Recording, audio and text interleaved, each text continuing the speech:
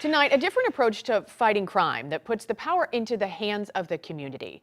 It's called data-informed community engagement, a new concept St. Louis is investing in with hopes of finding solutions. 5 on your sides. Brent Solomon is live downtown to explain how it works. Brent.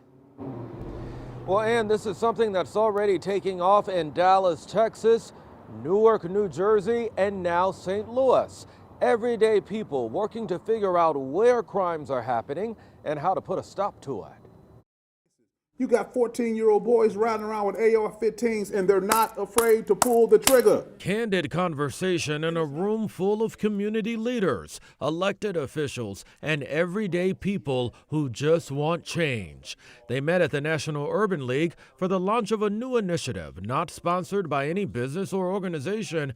This is a grassroots effort. This is another way for us to invest in community and say, we trust you. You are just as much an expert as what goes on your block as any of the scientists are that study crime trends. She's talking about the Public Safety Collaborative. People from various neighborhoods trained on what's called risk terrain modeling, focusing on not who's committing crimes, but places where they're happening. And why are the contexts and opportunities occurring at these places, and how can we address those opportunities and mitigate those risks? Rutgers University professor Joel Kaplan came up with the technology that local people will use to identify what they're seeing and how often. Figure out how non-law enforcement approaches can be utilized to address these problems. Those who are trained can input data into software accessible on tablets or mobile devices.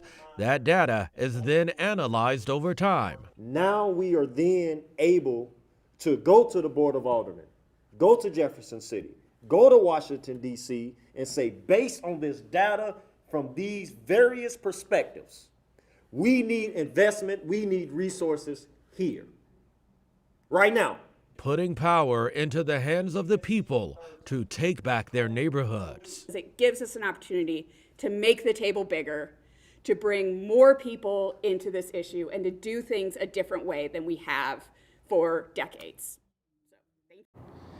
Now, the Center for Policing Equity and the City of St. Louis are footing the bill for this multi-year program. There's a 5-hour training happening tomorrow, and I'm told they're already at capacity. Live in St. Louis, Brent Solomon, 5 on your side.